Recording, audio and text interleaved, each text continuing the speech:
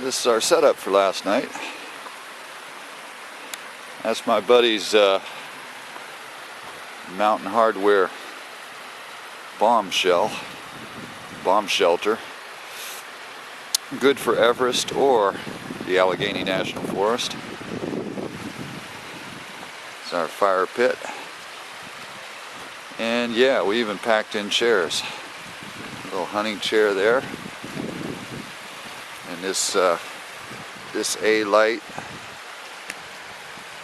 which is it's a pretty nice chair. It weighs about 1.5 pounds. First time I've ever taken it out. Only has 2 legs, so you got to balance on it a little bit. It ain't bad. And here's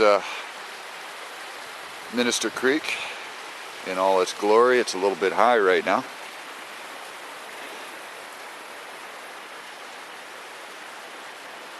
There's my new tent. I have to go over and check that out. But, let's see. If we look real closely up this hill, we might be able to see Scotty.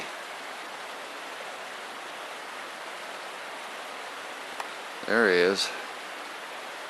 I don't know what he's doing up there. He's trekking around, seeing what he can see, I guess.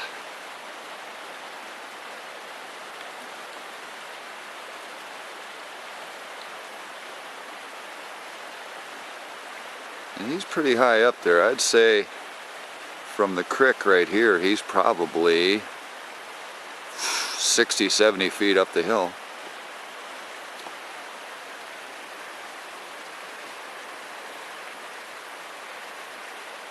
But this is a great little place.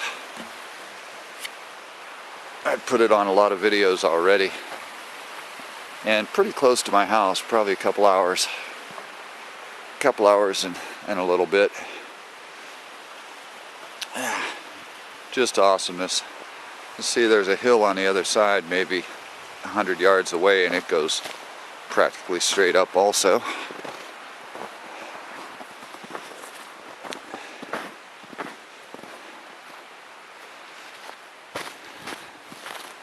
And we're not very far in. Scotty was carrying a lot of weight. For one, he had that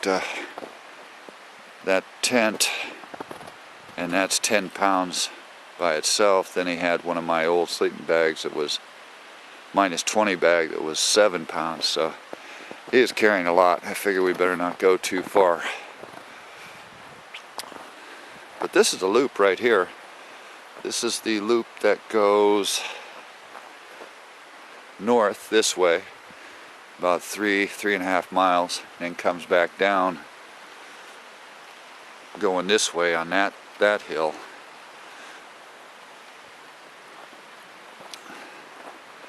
We're trying to come up with a name for this little camping spot. It's nice, it's right close to the trail, so it's not really like getting away, but this time of year not too many people come up and through here. So it's an easy hike in. It's maybe a mile in. Nice, picturesque. Put a couple of tents right there on the creek. And you're sheltered from a lot of wind here, being that you have the hills on both sides. Don't have, because there was supposed to be a lot of wind this weekend, and there really hasn't been much. I was kind of worried that it would funnel down the valley.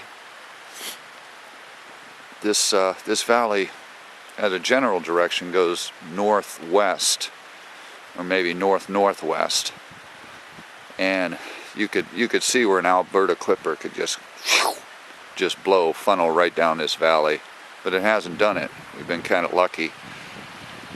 Did get cold. It was cold yesterday, in the teens. Today, not too bad. I mean, we're sitting about 25 right now, and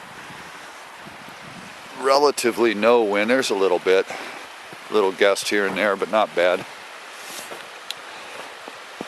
Scotty got this tent for $100. What a steal. And yeah, it's a great tent. One of the better winter tents made. I think it's called the Trango. Is that the Trango? 2-man tent, but it is a bomb shelter. Let me show you my new tent, which I'm pretty stoked on.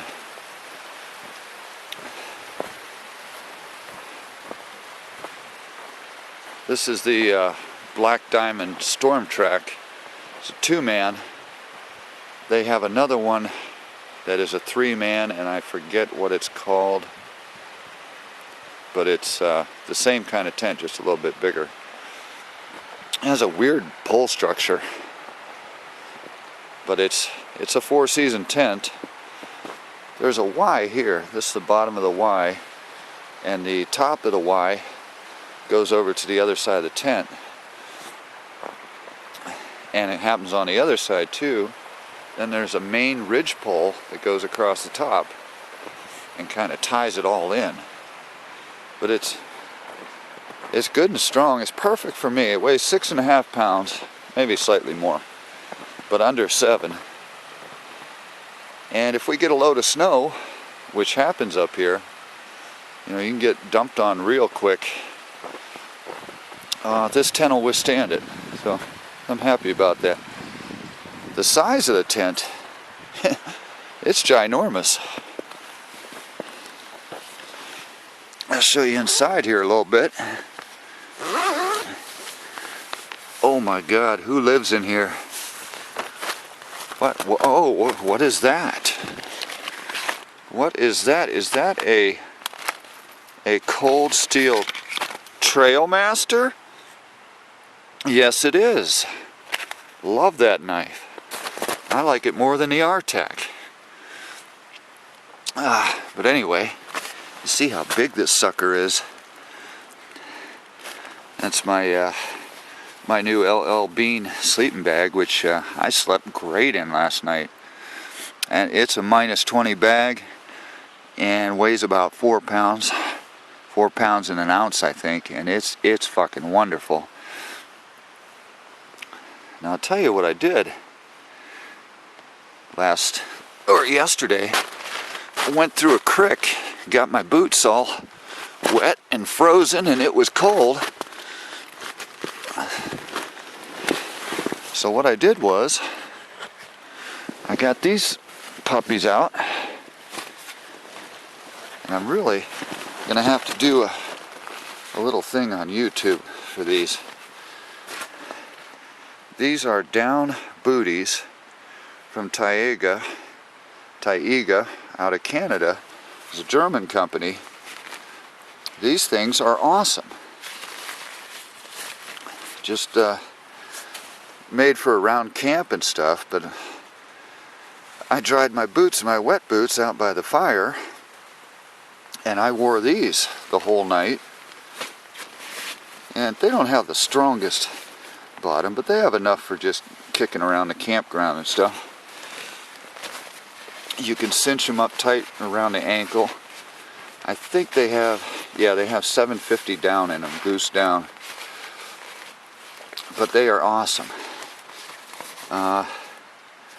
These cost 79 bucks plus shipping out of Canada, which is crazy.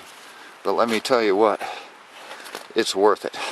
I mean, those boots, they are less than a pound. I want to say in the range of 11 or 12 ounces for the pair. I think every backpacker should have them. For $59, you can get the $59 ones without the gaiter on top. Or you can get the gaiter on top, cost $79, and a little better down, I think. But man, did they come in handy. My boots, I dried them out by the fire last night, and they're a little snowy now and stuff, and maybe a little bit wet, but they're okay. I've been wearing them around, so they're good. Those are a Solo something or other. 150 bucks, $159 at Sierra Trading Post. They're awesome. I think they're the best hiking boots I've ever had.